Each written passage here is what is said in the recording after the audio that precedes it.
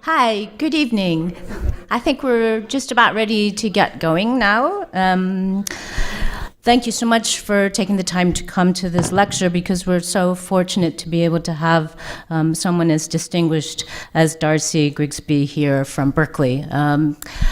I do feel very, very blessed to have been in graduate school at the right time, to have been in the company of so many now academic stars in our field. And Darcy is literally one of the most brilliant art historians practicing today. And she's she's just been so influential for the field. She's published a lot recently and seems to be even more productive than she was when she first came out with her book Extremities, Painting Empire in Post-Revolutionary France in 2002. But her field is really quite expansive, and I didn't even really know the degree to which it's begun to encompass so much material, including American colonial culture, material culture, also photography. But she's largely written about politics of race and colonialism in the visual arts. The book that she's working on right now is, let's see, let me get this right.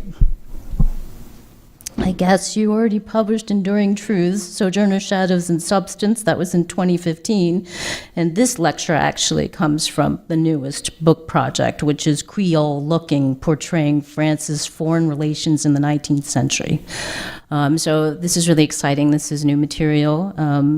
And I don't even need to mention, Darcy has won so many prizes recently, the most prestigious and most recent being the Clark Prize for Excellence in Arts Writing, which she received in 2018, which is a huge honor. So, again, this, I can't really, the hyperbole is not hyperbole, because in this case, you really are in for a treat. She's such a wonderful teacher. She's earned a lot of awards for teaching at Berkeley, but she's just a fabulous lecturer. So really looking forward. Please join me in welcoming her to the stage. Thank you, Ike.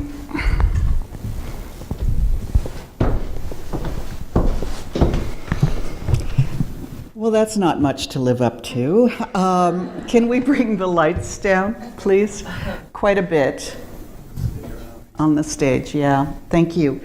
Thank you, Ike, for inviting me. Thank you, Santa Barbara Museum of Art, for having this series. And I'm delighted to share some work with you today. So this talk, as you see, is called Creole Degas, and I love the quote with which I open here, to go to Louisiana to open one's eyes. I cannot do that. This is one of many statements we're going to hear by Degas, in which he expresses how difficult it was to see in New Orleans. But let me begin. Oh, I need to talk. I've been teaching all day where I don't have a script. That's really great. Let me just improvise. I could. When Edgar Degas traveled on board the Scotia to New Orleans in 1872 at the age of 38, he drew a fellow passenger. We have only 10 drawings from Degas' Atlantic voyage, but he devoted 6 pages of his notebook to this tall, slender, ungainly, we might say storkish Englishman. As we know, Degas was a remarkably gifted and decisive draftsman, but these lightly drawn pencil sketches are unusually limp and tentative, almost cartoonish. The artist was attracted to the man's elongated shape and narrow head, surmounted by a jaunty cap. Twice he shows him from the back, standing at the ship's guardrail, once in profile holding onto a rope. Placing the figure at the center of the page, Degas was not experimenting with composition so much as jotting down a shape. And the blankness of the paper suggests the vastness of the space of Voyage. the immense ocean, what Degas called the great water, and the huge sky in his personal letters. He wrote poetically, "Air, there is nothing but air." In these sketches, the man functions as a surrogate who gazes at the emptiness that is the sea and the sky. Only the far right drawing, and I'm sorry, they're so dim, only the far right drawing shows the horizon and implies a destination over which seagulls fly. In the middle sketch, the man himself appears to flap bird-like, his arms shaped into wings by his cape. Clearly, the avian was on Degas' mind. Other drawings repeat the awkward shape of pelicans. Both man and birds appear foreign specimens of unfamiliar shape, just as the English language fascinated Degas because of its unfamiliar sounds. Degas' younger brother, René, tells us that Edgar, in advance of his voyage, had, quote, a rage to pronounce English words. He repeated "turkey buzzard" every 2 minutes for a week. The English language was exotic, dissonant, and crude, but Degas could not speak nor understand it. Describing René, his brother, as his traveling companion, even his master, during his voyage, he admitted in a letter that "I knew neither English nor the art of traveling in America, therefore I obeyed him blindly. What stupidities I should have committed without him." Perhaps because he could not converse, Degas found English persons unappealingly, quote, cold, harboring, quote, a conventional distrust, and, quote, bristling with mania and prejudices, all of which made for a, quote, sad crossing. He expressed regret in one of his first letters from New Orleans. "If we could have taken the French boat of the 10th of October, we should have found some traveling company in which the women, at least, would have helped us to kill time." No surprise that he chose to book a French ship on his way back to Paris. Yet Degas generally celebrated sea travel. Once in New Orleans, he had a photograph taken in which he wears a naval cap that is distinctly reminiscent of that worn by the Englishmen on board ship. Twice he painted ships in his pictures of his family's cotton exchange in New Orleans, evoking not just travel, but the trade in cotton upon which they depended. Degas' letters also convey his excitement amid the foreignness of New Orleans, as well as his identification with his family there, his pride in their achievements, and his attraction to their family life. After all, he was visiting the land of his Creole mother, who had been born in New Orleans and whom he had lost at the age of 13. And he was also visiting 3 female relatives he had already met and portrayed in France. In this drawing, we see his aunt and cousins who had fled New Orleans after the Union seizure of that city during the Civil War. Since then, his younger brother René had settled in New Orleans and married one of these cousins, the poignant Estelle, who was losing her sight throughout this period. And that's Estelle. While his most ambitious picture, inspired by New Orleans, shows his brother and uncle in their cotton office, surrounded exclusively by men, most of the paintings Degas made in that city depicted his female relatives in the shadowy recesses of their home. In New Orleans, Degas stayed in his uncle's family house and was surrounded by his female cousins and their 6 children. He was uncle to 3 of René and Estelle's children, and he was named the godfather to the baby Estelle was bearing. Marnie Revy Kessler, in a fine article, has argued that Degas' trip to New Orleans represented, above all, his yearning for his missing mother.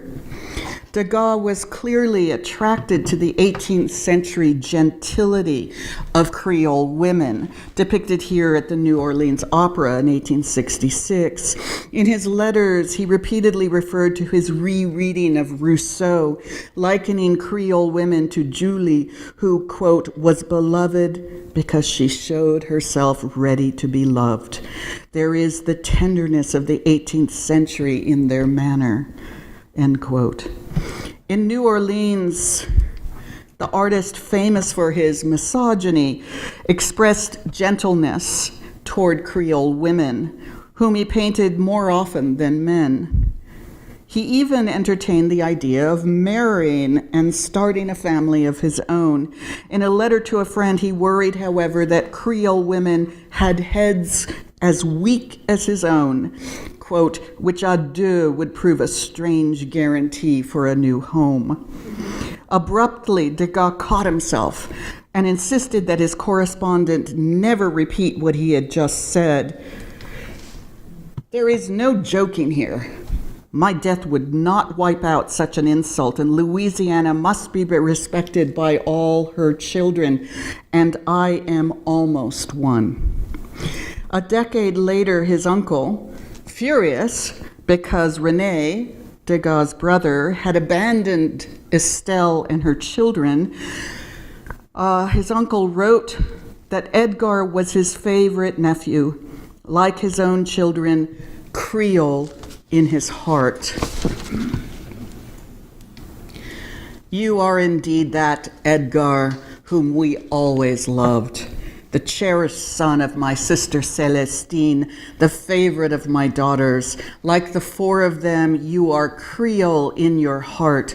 By birth and outlook, you are indeed French, but you are not like them, Italian cads, Lazzaroni. Because one side of Degas' family, the paternal side, was indeed descended from Italians.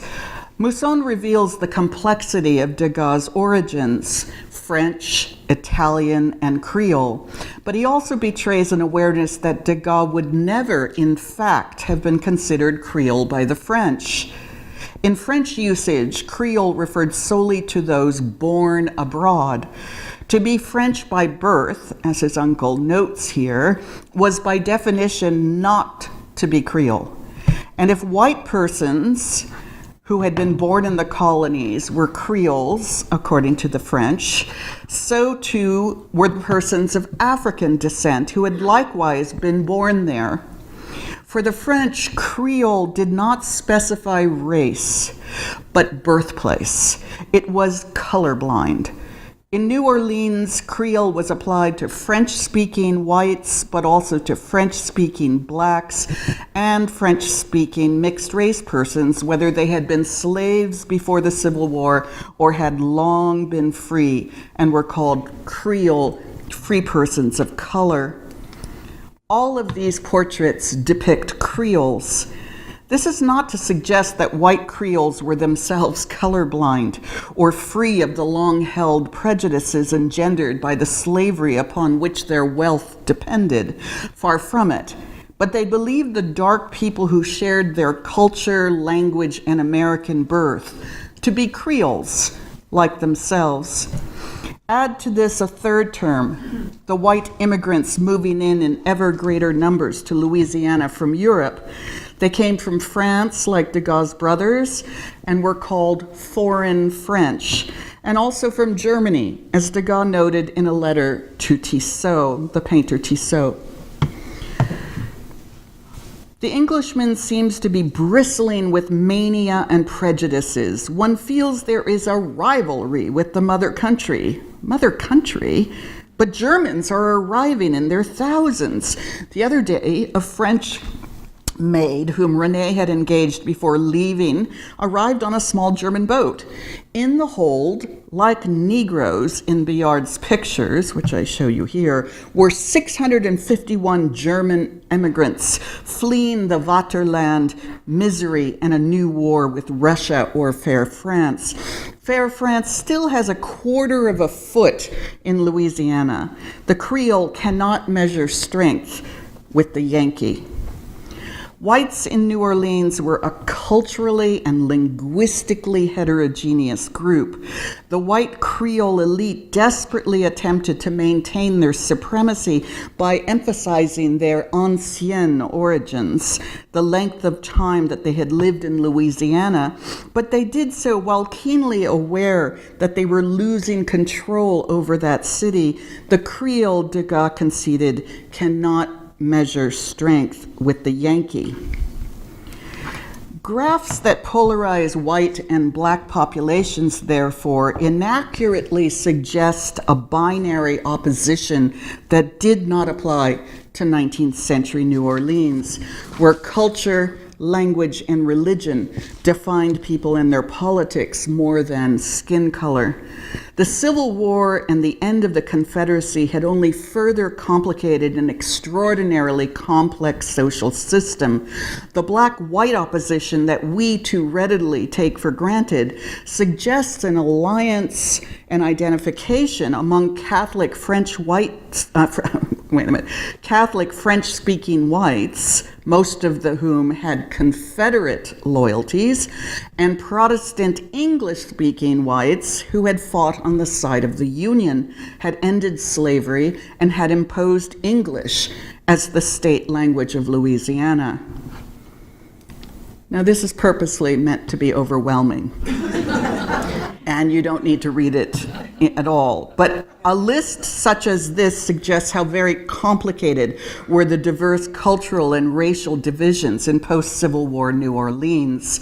So you see that I'm referring to how Creole in the top three could refer to whites, blacks, or mixed race, free blacks or mixed race persons, and what they shared was that they were Louisiana-born Catholic and French or Spanish. The other group was the Yankee or Northern Protestant whites, Yankee or Northern Protestant blacks, or people of mixed race who had been slaves before the Civil War.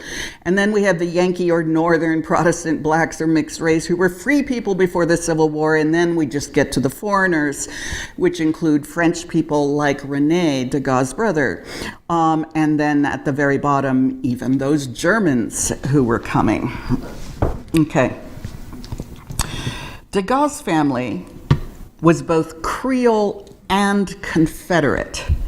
The Yankee Northerner was the enemy of both. His mother's family had been loyal to the Confederacy throughout the 1860s.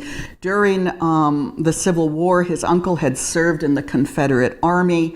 On January 17, 1861, René Degas wrote his uncle Michel Mousson from Paris about, quote, strategies to beat the Yankees. Later that year, Edgar's brother and sister wrote another letter to their uncle expressing, quote, concern about the Yankee campaign against New Orleans. If New Orleans whites were culturally, linguistically, and politically unlike, so too were the blacks and mixed race persons inhabiting that city. Even the recently emancipated slaves were divided by language and culture. Many aligned themselves with the northern federal government that had offered them not only emancipation but suffrage and education, but others did not. To the dismay of black activists, Creole blacks and persons of color who spoke French did not always support their initiatives. Yet Degas' letters generally oppose white and black, much like the misleading demographic graphs. As soon as he arrived, he realized that New Orleans posed the special challenge of depicting dark-skinned people whom he saw in numbers that he had never seen before. In his letters, he referred to As you see here, I like nothing better than the contrast between the lively hum and bustle of the offices and this immense black animal force, etc., etc. And those are his. And he attempted to justify his decision not to depict this foreign place so pervaded by a boldly visible racial difference because of the brevity of his visit. The black world, I have not the time to explore it. There are some real treasures as regards drawing and color in these forests of ebony. The unfamiliarity of this spectacle made Degas think about other French artists who might have attempted to meet such a challenge. Manet would see lovely things, even more than I do. He would not make any more of them. One loves and gives art only to the things to which one is accustomed. New things capture your fancy and bore you by turns. The beautiful, refined Indian woman behind her half-open green shutters and the old woman with their big bandana kerchiefs going to the market can be seen in a different light to Billard. But then what?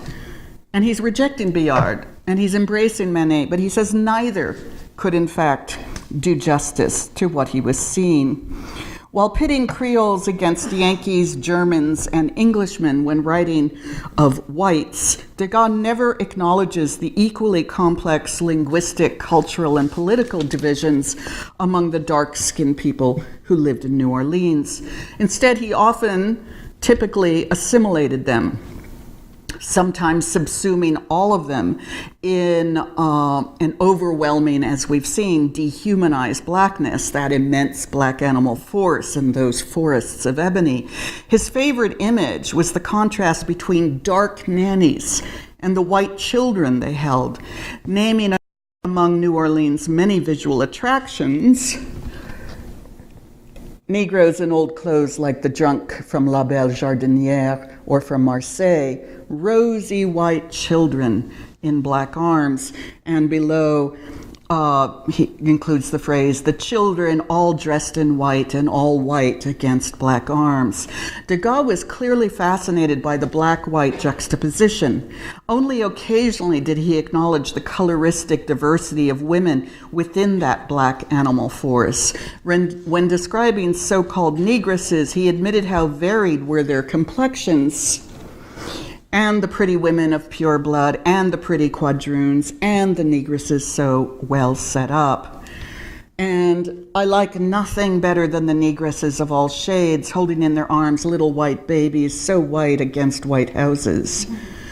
Degas was seeing dark nannies holding light-skinned babies on the streets of New Orleans. But he also, and this has not been duly noted, he also saw them at home, where he was surrounded, after all, by 6 children, including a 5-year-old, a 10-year-old, 3 toddlers under the age of 2, and a newborn whom he described as, quote, a little brat of 2 months called Willie. This whole band, he wrote, is watched over by negresses of different shades. Again and again, Degas was emphasizing the whiteness of the white children he saw in dark women's arms, little white babies so white against white houses. Note that he here acknowledges the range of complexions among black women, but not among white people. The black-white or dark-white opposition was inscribing whiteness as a visual spectacle without saying so. He was insisting on a white racial purity as a visual fact. But the whiteness of the Creole elite, seen here above and below at the far left, was becoming less and less secure during this period. The variegated coloration of the mixed races was encroaching on the term Creole itself. Much to the horror of white French Creole elites, Northerners were radically redefining their very name. The capacious inclusiveness of the French definition of Creole exacerbated Northern assumptions that the word was synonymous with mixed race or mulatto. Suddenly, the white identity of Creoles of French and Spanish origin was compromised. Not only were they newly defined as dark Latins, but as racially mixed with the blacks and persons of color with whom they shared a language and a culture. After all, these darker-skinned people were also called Creole. The Creole tradition of plessage, white Creole men's habits of keeping mixed-race mistresses, intensified Protestant condemnation. Especially infamous were the quadroon balls, where beautiful mixed-race women were displayed as so many temptations. Quadroons were purportedly 1/4 black, octoroons 1/8. Alfred Wood, the English-born artist who worked for Harper's Weekly throughout the Civil War, made this picture of a quadroon. In the early 1870s, he extensively sketched the black population of New Orleans outdoors. We have been looking at his drawings. Degas, by contrast, never depicted that population everywhere seen in public, in the public spaces of that city. Quickly, the French painter had decided it would not be wise to try to paint the people of New Orleans. The dark people of New Orleans. As we have seen, he repeatedly stated that he did not have enough years to do so. He also claimed that he could not cope with the light. Degas' visit to New Orleans coincided with a period of great anxiety about his eyesight, and he repeatedly complained about the brightness of New Orleans sunshine, a brilliant light at which my eyes complain. What lovely things, he lamented, I could have done and done rapidly if the bright daylight were less unbearable for me. The light is so strong that I have not yet been able to do anything on the river. My eyes are so greatly in need of care that I scarcely take any risk with them at all. The photographic portrait Degas took when he first arrived suggests some optical discomfort. It may have been taken outdoors by an itinerant photographer like the one sketched here by Wood just the previous year. Degas complained a lot in New Orleans. He also complained about the lighting in the domestic spaces in which he portrayed his female relatives. In his letters, he grumbled about the, quote, impossible lighting, this is now indoors, insipid settings, and restless and shameless sitters. He's talking about his family here, I want you to note, who failed to take him seriously because he was family. Nothing is as difficult as family portraits. What a complainer, eh? To make a cousin sit for you who is feeding an imp of 2 months is quite hard work. To get young children to pose on the steps is another job of work which doubles the fatigues of the first. It is the art of giving pleasure, and one must look the part. To go to Louisiana to open one's eyes, I cannot do that. And yet I kept them sufficiently half open to see my fill. The women are pretty and unusually graceful. Degas was, he says, trying to please by playing the part of a loving relation, an artist from France who painted his cousins and their children. The cousin feeding an imp of 2 months was Mathilde, with her infant Willie, whom Degas, obviously unfamiliar with babies, had called a brat. He drew Mathilde twice and painted her once on a porch terrace. In all 3 depictions, Willie is nowhere to be seen, and Mathilde looks up alertly, fully conscious of being watched. Her eyes are clear, her expression almost challenging. In the painting, her surroundings blur into a shady haze, and her lower body and hands with fan are sketchily laid in. The painting manages to suggest both a glimpse of outdoor lighting at back and to the right, and the dark recesses of an interior at left. The architectural details and diaphanous surfaces seem contradictory, sometimes suggestive of massive stone, sometimes ironwork, sometimes sheer curtains. Mathilde is not in a public space. Instead, she occupies a liminal in-between place in the house. But in New Orleans, Degas depicted Mathilde far less than his cousin Estelle, whom he had already painted in France. This is a painting from France, in one of the most stunning portraits ever made of the self-absorption and recessiveness of grief, perhaps depression, and also the loss of sight. Here is a face antithetical to Mathilde's self-conscious watchfulness, a face whose very features appear on the verge of disappearing into an affective blankness. Besides her lanky strands of hair, her oversized left eye is her only boldly delineated feature. Already suffering from eye problems in 1865, which were diagnosed as ophthalmia, a severe inflammation of the eye, the following year, after this painting, Estelle would be entirely blind in this eye. Degas was suggesting her impinging blindness with a large stroke of opaque black paint and emphatic darkness. He would deploy the same tactic in a self-portrait of the same year where he indicated his own failing sight, in his case, in his own right eye, by darkening and enlarging it. When the painter and Estelle were reunited in New Orleans in 1872, each had gone blind in one eye. But Estelle was also almost blind in her other eye as well. Degas often mentioned what he called her, quote, total blindness in his letters.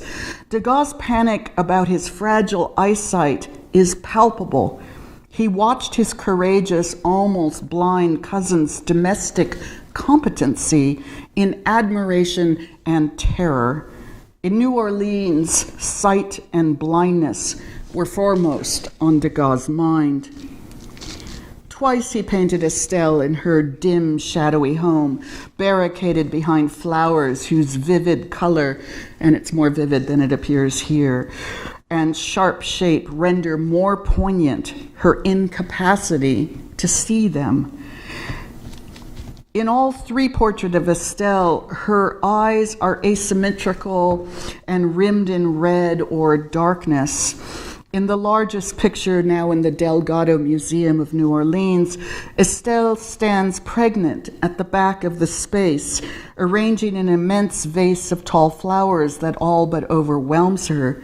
Paradoxically, the almost totally blind woman performs a domestic act associated with visual discrimination. The picture foregrounds the dissonance between blindness and visual acuity, between the plain, darkened interior, where shadows swallow detail, and the bold, sharp vivacity of the spiky flowers. Each of Estelle's hands touches flowers. Her right hand inserts a red and white gladiola that combines the two colors into the vase. Her left hand oddly curls to grasp a small white flower, while her middle finger stretches out awkwardly to hold down a red berry or blossom. She is connected by touch to the full array of colors in the bouquet. Her stomach swells with pregnancy, a detail unnoted in most scholarship, or all scholarship, and the black-lined, more ghostly peach, pink, and gray flowers in a smaller vase.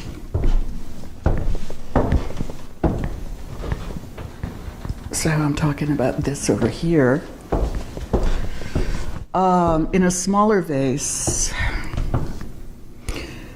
extends across her belly, easily misread as ornamentation on her dress, but also eerily suggesting the uterine life within her, ill-formed pink flesh suspended in gray fluid. Estelle is a study in a blindness that is somehow intensified by the knowledge and appearance of her pregnancy, our sense that she bears the unseen and unseeing. Degas had already been asked to be godfather to that not yet born baby. In another seated portrait, The sitter has already given birth. Her loose garment with its downward V-shaped sash makes her body appear concave rather than convex. Again, she is shown squeezed behind a table with an enormous vase of flowers. Again, the setting is dim and shadowy, and Estelle's eyes are rimmed in redness. Estelle becomes a slip of light enclosed by darkness, the upholstered sofa arm and the cast shadow at left and the darkened wall at right, as if the door was slightly ajar. The shadow she herself unknowingly casts on the back wall creates a double of darkness, a disconcerting patch of obscurity at once behind and beside her. By contrast, the glory of seeing is once again painfully vivified by the foreground still life, the blue tablecloth with flecks of color, two reflective gold bracelets shimmering out of the darkness of a cast shadow, the lusciously painted blue ceramic vase so sensually caressed by a large, lustrous tropical green leaf, and topped by a glowing, fecund red flower, as well as other boldly shaped leaves. And finally, the beautifully, economically painted, folded yellow leather gloves that repeat the curved gesture of her left hand. The gloves suggest a grasp but are emptied of touch. Here in the vacant gloves, we, the privileged, sighted people, see a beautiful visual substitute for the hands upon which she fully relies to negotiate the world. This woman who does nothing other than pose appears stiff, perhaps self-conscious, less remote and self-absorbed than in the standing portrait where she was working. Perhaps she was aware of her powerlessness in this game of portraiture. Perhaps she merely wished to appear as monumental and grave and brave as possible. What an opportunity for Degas. Can we name another French painter from this period more likely to be fascinated by the chance to paint a blind woman, his beloved Estelle, both before and after she gave birth? After the death of his mother when he was far too young, Degas always associated motherhood with mourning. Widow of a Confederate soldier and mother of his then unborn child, Josephine, I'm talking about Estelle, widow of a Confederate soldier and mother of his then unborn child, Josephine, as well as 5 children fathered by René, for a period exiled in France, now blind, and soon to be abandoned by René, father of 5, and overwhelmed by the deaths in quick succession of her sister Mathilde and 4 of her children. Estelle stood for so many tragic losses. Loss of the Creole mother, loss of Louisiana, loss of the Confederacy, loss of sight, loss of children, loss of the dominance of French Creole culture. When Degas looked at Estelle, he remembered not only his lost mother, but also the losses of the Civil War. In an 1863 letter to his uncle during his family's stay in France, Degas wrote, "As for Estelle, poor little woman, it's hard to look at her without thinking that her face flashed before the eyes of a dying man." The Confederate soldier who died, her husband. For Degas, Estelle is a tragic, unseeing figure. He imagines the dying man looking at his wife rather than the other way around. When the Confederate martyr last saw, what the Confederate martyr last saw in his mind's eye was Estelle. What he lost in death was the sight of her face. And now in New Orleans, Degas painted that haunting, haunted, blind face in pictures that she, of course, could never see. In Estelle, more than her sisters, Degas confronted a wounded Creole and Confederate melancholy. And while the lack of reciprocity in viewing between painter and sitter may have made Estelle appear utterly vulnerable, it also widened a gulf between them, heightening the sense that she was fundamentally inaccessible, separate in her self-absorption. Yet across that gulf, her blindness also confronted Degas with a disturbing, indeed terrifying mirror, a prophecy of his own loss of sight, a loss that represented nothing less than the demise of his profession and identity as a painter. Estelle faced challenges especially vivid and frightening to Degas, and she did so apparently with courage. No wonder he painted her more than the others. But when Degas portrayed Estelle, he saw himself and not his self. He was intimately related but not identical to her, this Frenchman among his Creole women relatives. Degas attempted to paint the black population of New Orleans only once, and when he did, he painted a black nanny with his very young white Creole nieces and nephews. In this oil sketch, he barely makes room for a black servant seated at far left. The nursemaid's body disappears into the pictorial ground of warm yellow-brown, a single line suggesting the contour of her body. And I'm talking about this gap here. How could she possibly occupy such a shallow depth beneath what appears to be a single step? Degas refused to represent her taller than the children as an adult overseeing them. Instead, he placed her slightly lower even than the figure we presume to be his 5-year-old niece. What authority the nanny lacks is assumed by the white dog, whose anatomy is concisely delineated in a pose that implies fixity, certainty, and watchfulness, an animal guarding the outer borders of the home and family. The dog, he suggests, had the capacity to remain still long enough for a painter to understand and lock in his form. Highly questionable, but he implies that. As we know, Degas had seen dark nannies holding light-skinned babies. Not as we know, but I've pointed out that he saw those in New Orleans, but he also saw them in Paris's art salons and in the press, most notably in Fayen's Childlike Kiss of 1865, and also in the Metropole Gardens, where women tended to children not only in great numbers, but prominently some would have been women of color. But remember, he also saw them primarily in the streets of New Orleans and also inside his uncle's home, where he said, remember, the whole band of 6 children is watched over by negresses of different shades. Imagine how many dark-skinned servants cared for his family's 6 children. For all his complaints that he could not paint the black animal force outside in the brilliant light, he had continual opportunity to paint such workers where he lived.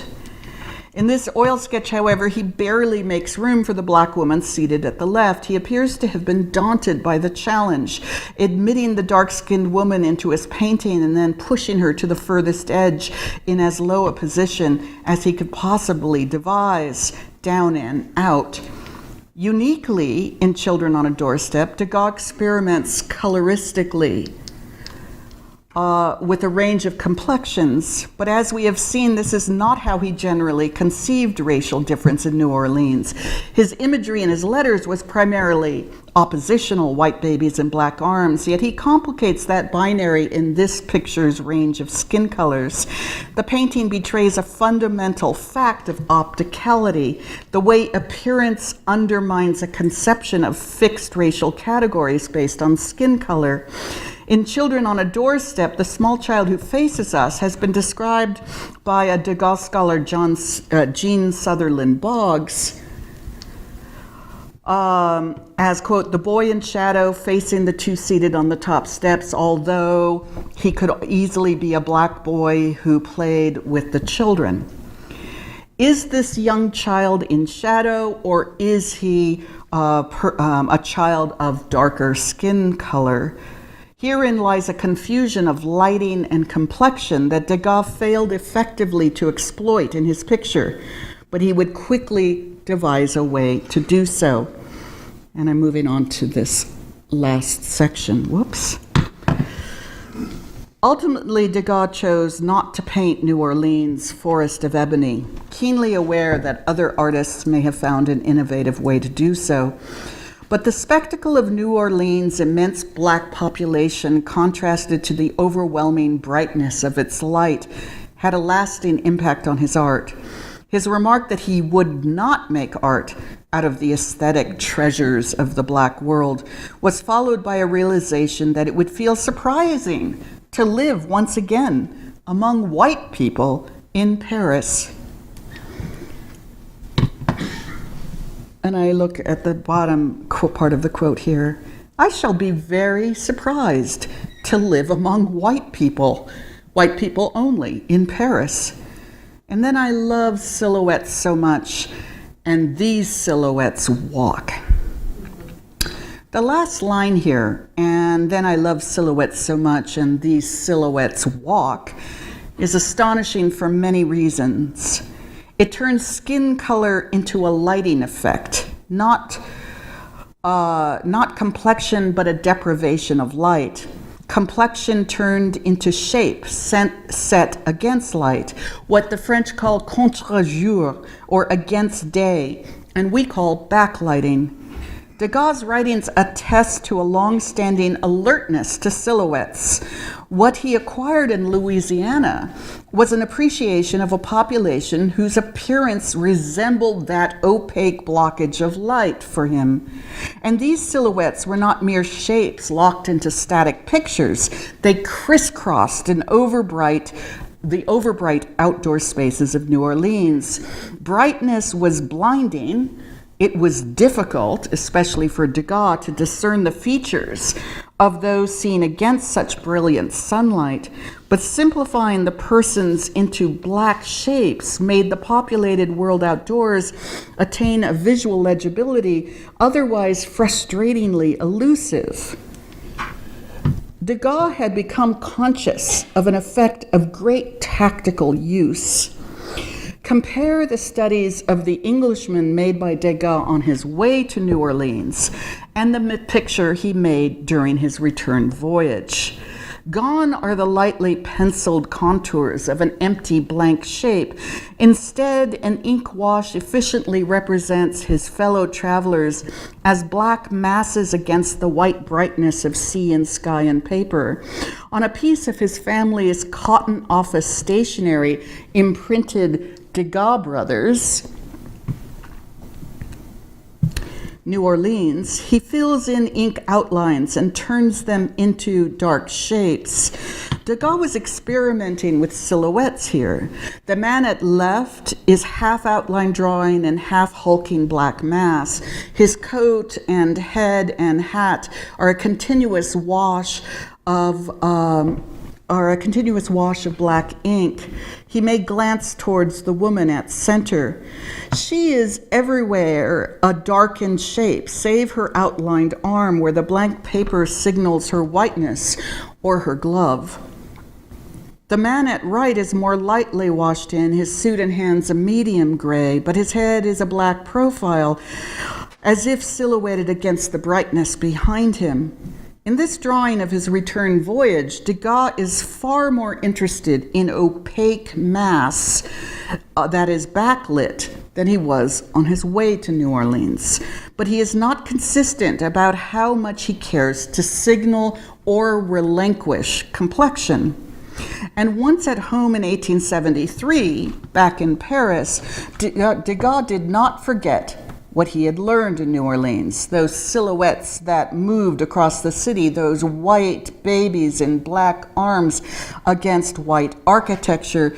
That very year, he painted a picture that he entitled Blanchisseuse Silhouette, a title that in itself conjures the opposition of white and black. Here is the white woman who bleaches white laundry and is seen as a dark shape against a brilliant light. This is Degas' submission to the first Impressionist exhibition.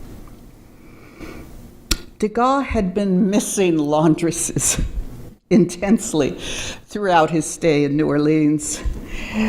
Laundresses exerted a powerful hold over his imagination, serving as a placeholder for his Parisian identity as an artist. Take these two comments written in New Orleans. Everything is beautiful in this world of people, but one Paris laundry girl with bare arms is worth it all for such a pronounced Parisian as I am. The right way is to collect oneself, and one can only collect oneself by seeing little. I am doing some family portraits, but the main thing will be after my return. And lest you think I'm exaggerating, I see many things here, I admire them, I make a mental note of their appropriation and expression, and I shall leave it all without regret. Life is too short, and the strength one has only just suffices. Well then, long live fine laundering in France. Amazing. Blanches's Silhouette is a beautiful painting that at once turns white pigment into light and turns light's brightness into physical matter, the actual stuff of cotton and fabric and curtains. In the second cotton office, cotton had become a whiteness, a brightness that was hemmed in and framed by the brown edges of the rectangular table. Degas here tamed what overwhelmed him outside by turning this stuff, this resource upon which New Orleans and his brothers depended, into a framed mass. By contrast, Blanches's Silhouette is pervaded by a borderless whiteness that appears alternately transparent and opaque, alternately frothy and dry. Against the white, the Blanches's is backlit, turned into a dark brown shape. She is almost but not quite an opaque silhouette. Degas still suggests the subtly variable lighting of the back of her neck. Her lower arms and hands appear lighter than her dark brown upper arms. We feel that we may see her ear. Her angular silhouette suggests exertion, the physical labor of the laundress, and he does so partly, Degas achieves this partly by simplifying her into a bold, dark shape. In the cotton office, the frothy white paint representing cotton signaled the immense black animal force that had picked it very recently working as slaves. Here we see the white Parisian worker transformed by backlighting into a brown laborer. In Paris, the white race was the unmarked category. Most viewers would assume they saw a backlit woman here. In New Orleans, this would not have been the case. And for Degas, after his voyage, the silhouette could be a backlit white woman, or a brown person of color, or a black person walking in broad daylight. At the second Impressionist exhibition of 1876, Degas showed not only Blanches's Silhouette, so he shows it again, but peasant girls bathing in the sea toward evening, dated around 1875, a picture one might be forgiven for associating with Gauguin's Tahitian women. Peasant girls bathing realized an idea Degas had jotted down in an earlier notebook on a large scale, groups in pure silhouette at twilight. Backlighting, whether inside or outside, in a laundry or on a beach, could make white French people appear dark brown. In 1876, a few French critics saw the doublespeak. There's Berthold, the laundress who wrote like this. Let's move on from that. Was also an Impressionist, but history did not say that she had a black arm, as represented by Monsieur Degas. But this laundress yawns at full speed, and the black arm is of an unexpected originality.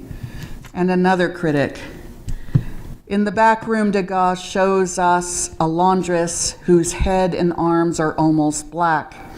The first thought this painting inspires is to wonder if it is a coal seller who is a laundress, or if it is a laundress who is a coal seller.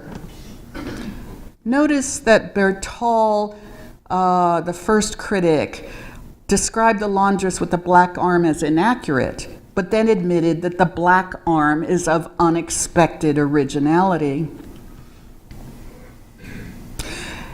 Is the laundress a coal seller, or was she a memory of a backlit Creole white or black person, those dark bodies holding, I don't know why that's there, telling you that I got it from art store, what the hell? Damn it, it's the last line, okay? Hang in there with me. Or was the laundress a memory of a backlit Creole white or black person, those dark bodies holding a white baby, or working on the ever so bright docks of New Orleans, loading bales of white cotton? Certainly this Parisian blanchisseuse silhouette was their relation. The silhouette, like the term Creole itself, was so oddly inclusive and blind to racial difference. Thank you.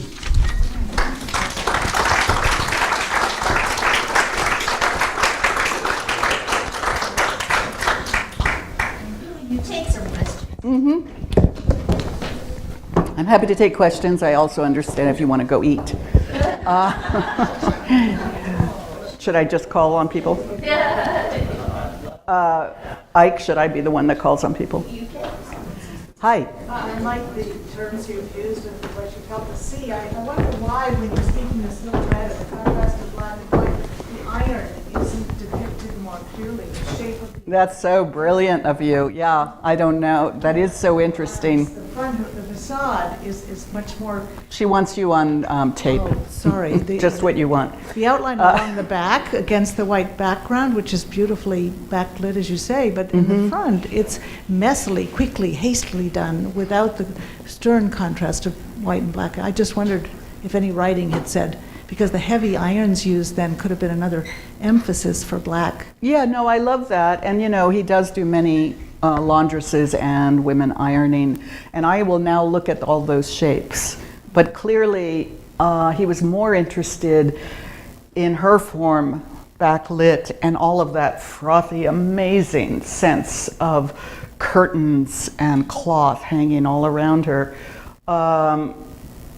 Yeah, I don't know about why he doesn't maximize the possibility of creating a black shape with the iron, but I'll think about it.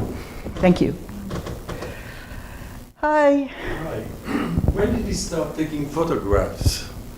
Degas, because It's much later. Much later, right? Much later when he becomes obsessive with taking his own photographs, and they're amazing, as you know. Yeah. And he is definitely playing there with negative and inversion, right? Even in some of the coloristic, what is it, the glowing ones of a dancer, for instance, he has different versions that make her light or dark. But photography is absolutely pertinent to this effect, and this effect might be why he embraced photography so fully at a later point. That's what you get with a photograph against the light. You lose a camera photograph with less subtleties. It's more contrasty, photography against the light. So. Yeah. Well, I happen to know because I watch basketball. It's the only time I'm suddenly now aware of advertisements. I haven't seen commercials in a long time, but you know, the big thing that's been advertised is the new iPhones or whatever that allow you to blur out the background so your husband doesn't wonder if you're having an affair with the cute guy right behind you. So that's even being like sold as a device these days. But yes, thank you for bringing up photography. Thank you ever so much for absolutely provocative and extremely intelligent talk. It was really terrific. Just a couple of things. One is on the two Estelle pictures, pregnant and having given birth, what is also apparent and supports your, I think, really insightful readings is that the first one, she's against a darker background. Yeah. And the window is on the right, divided as it is. In the second one, she's actually against a lighter background with the right-hand side, which would normally be for the window, dark and closed. Yeah. The two is also divided Yeah. in half. So I think that both of those really contribute to your sensibility, just like in the left-hand side, the traipsed and drooping green element is really an indication, as it's so beautifully and so poetically falls off that table, of some kind of foreboding within the whole, just like in contrast, the two bracelets on the right-hand side are no longer in use. She is no longer going to be a person who's going to be, in theory, in a social, out-of-doors setting in some kind of prominent way where jewelry is going to have some kind of impact upon her. Those are put aside.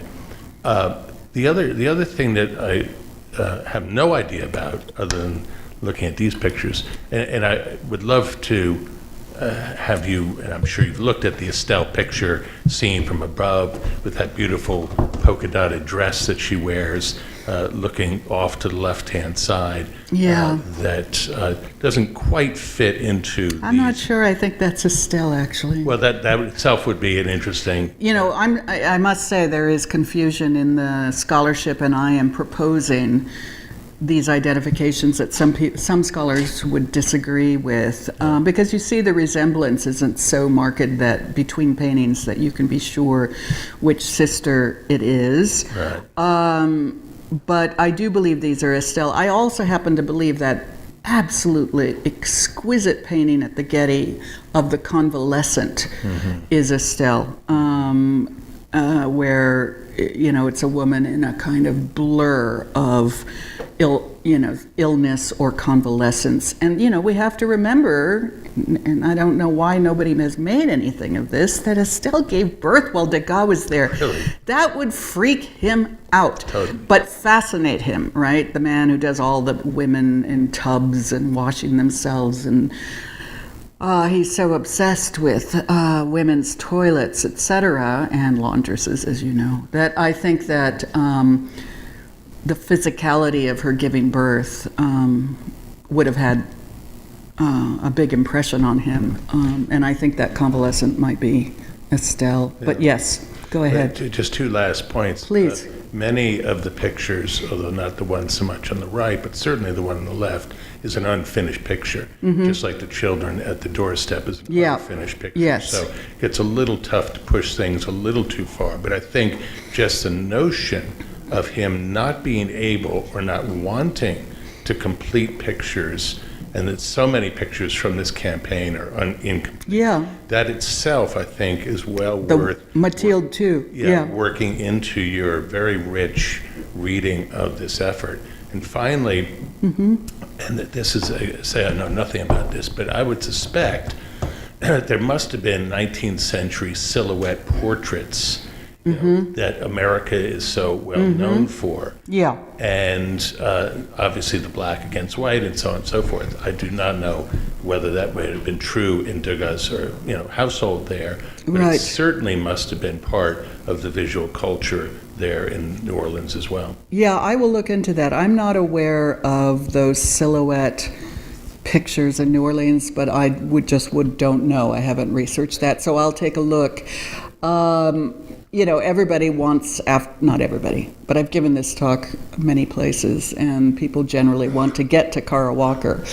But those historical silhouettes are certainly early instantiations of a willingness to lose specificity within the outer, of the form within the contour, including issues like complexion. So that would be highly fraught in New Orleans, to liken everybody of such a range of such racial diversity into a silhouette portrait. It could become like a physiognomic, typology, but they're pretty specific if they're actually done from people. But thank you.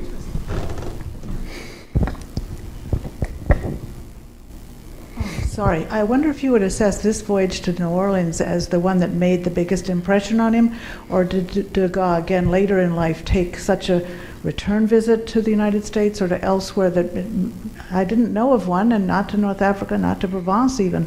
This was an unusual voyage. He's not a traveler, our Degas, a bit like Delacroix, Mr. Exoticism, who doesn't manage to get... He goes to Morocco, but he doesn't travel as much as this painting might imply, and never makes it to Italy. No,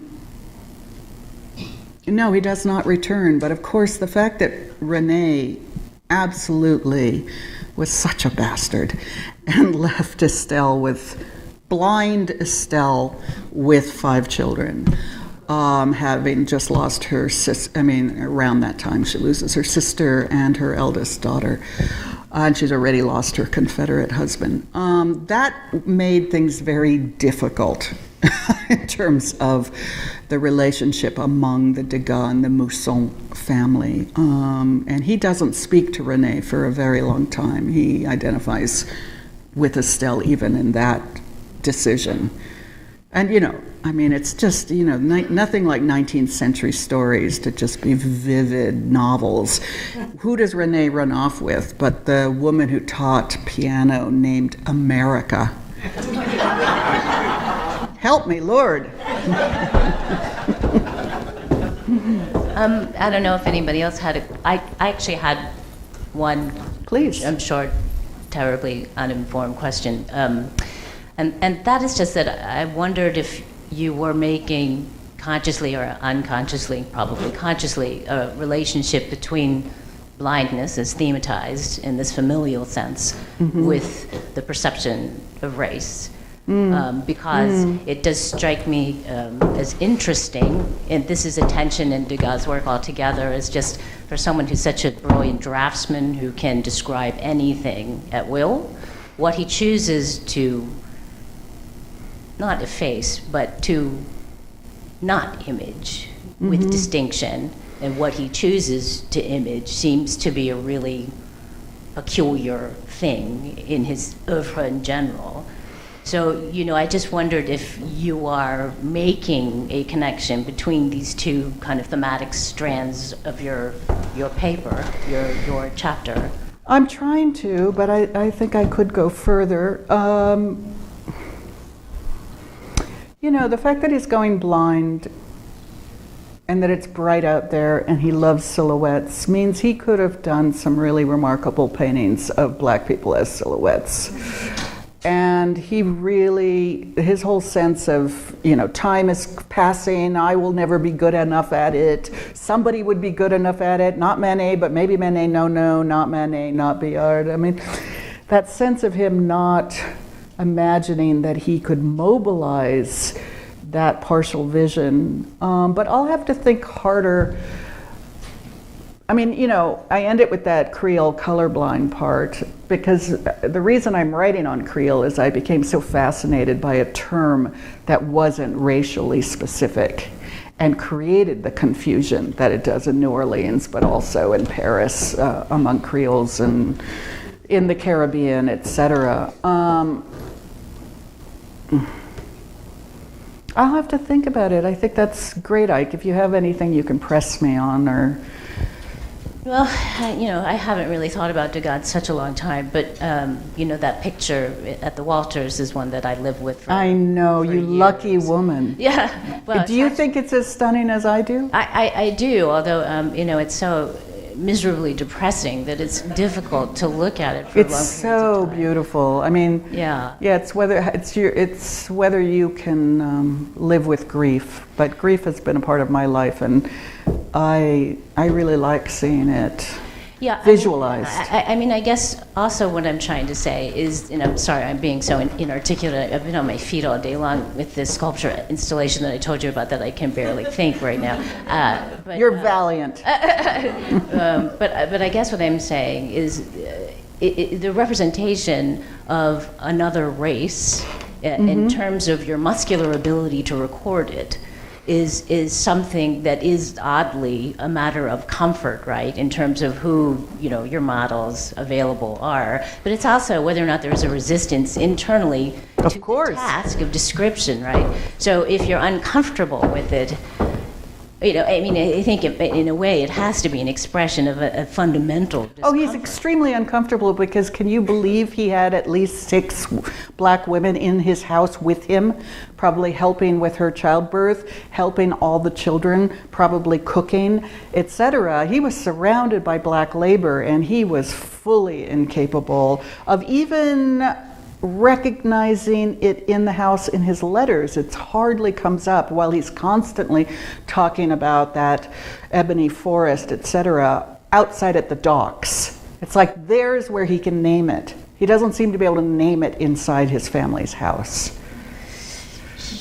Yeah, and I guess that's what I'm curious about. If you think about him in regard to other artists like the relatively little-known, more academic artists who do go to great lengths to describe very fully the other, Yeah. And sort of what that signifies, I guess, is what I'm asking. And in terms of Degas and what he resists internally, it just seems like a sort of fascinating. No, I agree. I mean, we could call it his blind spot.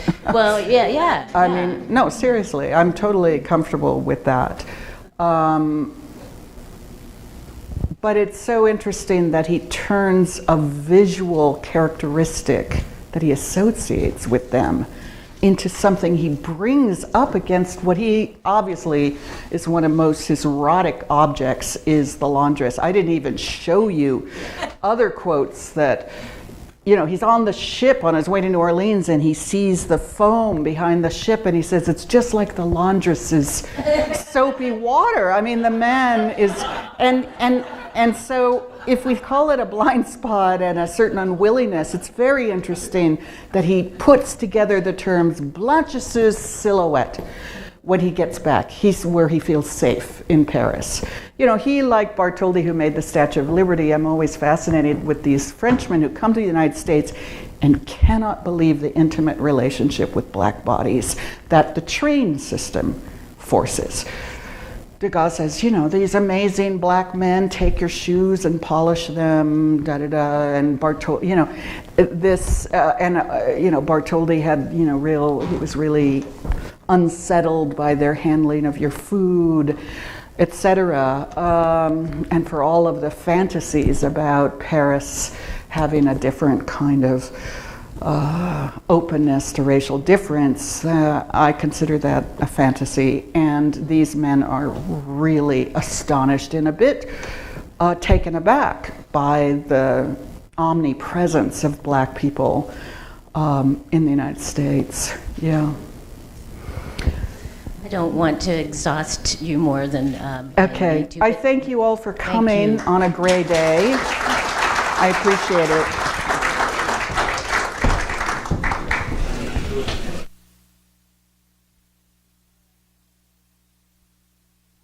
And seeing with that.